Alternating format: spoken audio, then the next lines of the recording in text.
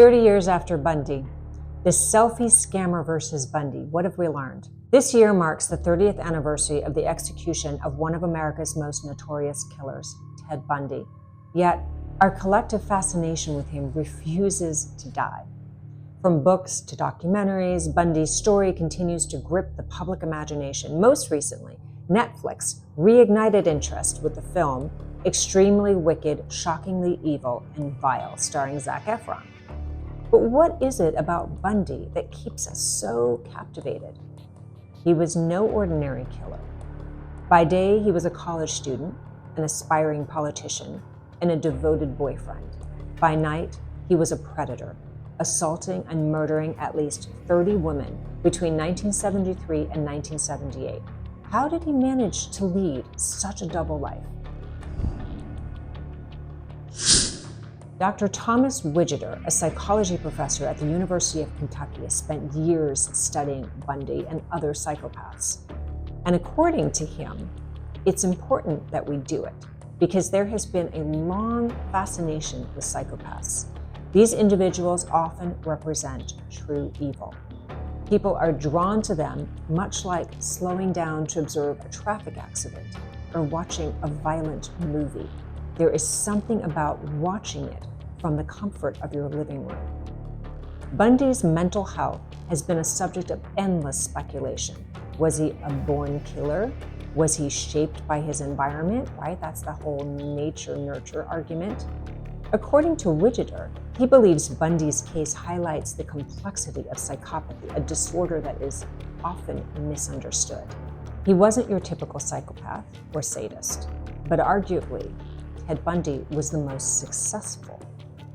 A predator who managed to exploit others while evading justice for years. Clean-cut, articulate, he didn't fit the profile of a killer. How could a law student with no criminal record commit such heinous crimes? Bundy's charm allowed him to manipulate his way into and out of trouble. He evaded law enforcement multiple times, even escaping custody twice. But was he truly unique, right? He was emotionally stable, which is common for psychopaths. Their defining trait is deception, right? They wear the mask of sanity.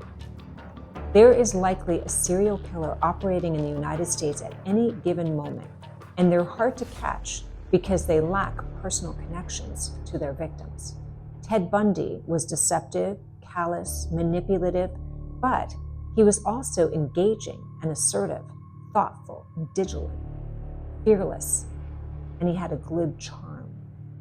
He was conscientious, a trait that allowed him to meticulously plan his crimes and maintain a facade of normalcy, right? That's the scary part of it. 30 years after his execution, Ted Bundy remains a chilling reminder of how deceptive appearances can be and why we should not attribute qualities and traits to a person just because of their title.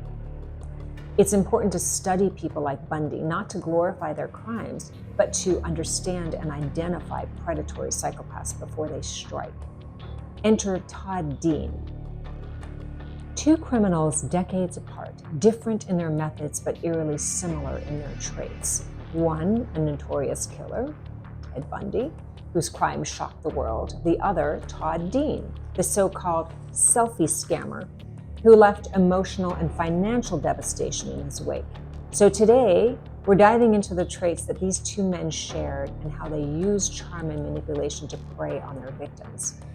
Dean, known as the selfie scammer, operated under the guise of a successful entrepreneur, using online dating platforms to connect with victims.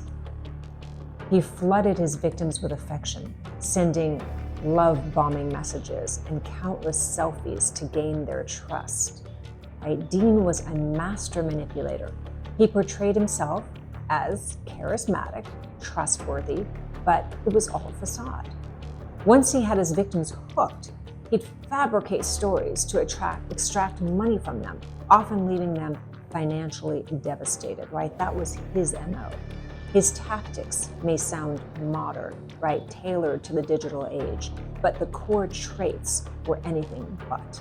Now, Compare this to Ted Bundy, who had no problem convincing everyone around him that he was just another ordinary man. Behind the mask, he was a predator, responsible for the deaths of at least 30 women. So how could two men with such vastly different crimes share so much in common? Both Dean and Bundy exemplified traits that were common in psychopaths. According to Widgeter, a psychology professor at the University of Kentucky, psychopaths exhibit a mask of sanity. They're able to charm, manipulate, and deceive with frightening ease. Bundy lured women in with his good looks and faked injuries, pretending to need help. He preyed on women's sympathy and compassion. Dean used selfies and love bombing to project an image of the perfect partner. Bundy exploited women's trust to isolate and murder them, and Dean exploited women's emotions to drain their bank accounts. You see the similarities?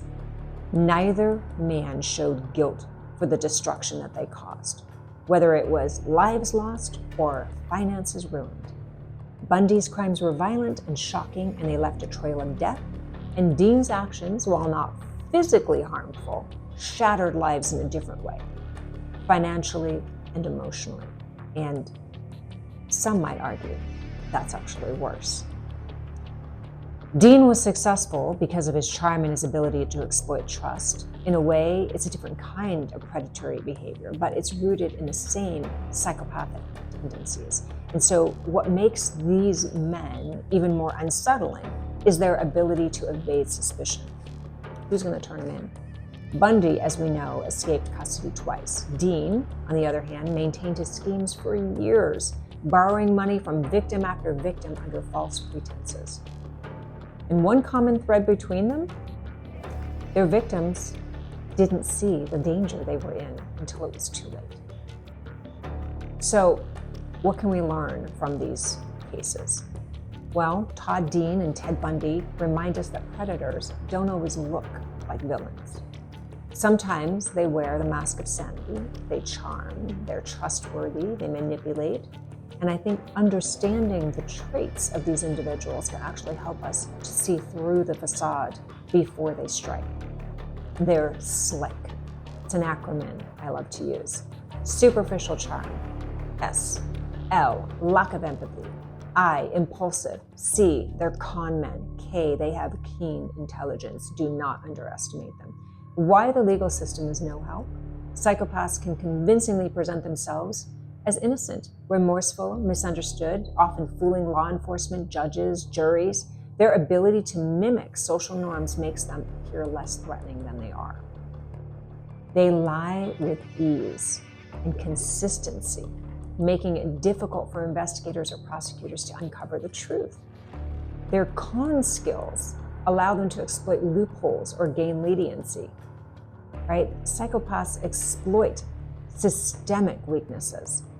They exploit plea deals. They manipulate the system to secure reduced sentences, promising reform or cooperation they never intend to fulfill. They exploit victims. Their ability to isolate and discredit victims can make it difficult for the justice system to build a case against them, particularly in fraud or emotional abuse cases, because there's nothing in the law that helps the victim. Repeat offending. Psychopaths often return to criminal behavior because that's who they are, right? As traditional punishments like prison or probation fail to deter them, right? Due to their lack of remorse, heightened risk-taking, it doesn't matter. They don't care. And by the way, less than 1% of psychopaths are actually in the prison system. There's no tailored approach to this. The justice system does not have specialized tools to detect or manage psychopathy. They rely instead on general protocols that may not account for a psychopath's unique behaviors. They don't understand them, so they don't know how to deal with them. And then there's something called reactive justice, where the system responds to crimes after they occur rather than intervening on, right? It's making it difficult to stop a psychopath before they cause significant harm. Psychopaths rarely see a need to change their behavior, so oftentimes tools like therapy, other reunification, things like that are not going to work. They lack remorse. They often they view others as tools. This makes rehabilitation efforts completely ineffective.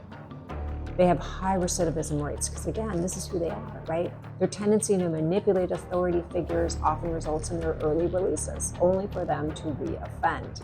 The justice system focuses on sensationalized cases, while many psychopaths continue to operate quietly in other areas like corporate fraud or domestic abuse, where the law is no protection at all to victims. That's it for this episode of Crime Bites. If you liked what you heard, please share, like, and subscribe to my channel and leave a review. And until next time, stay curious, stay informed, and above all, stay safe.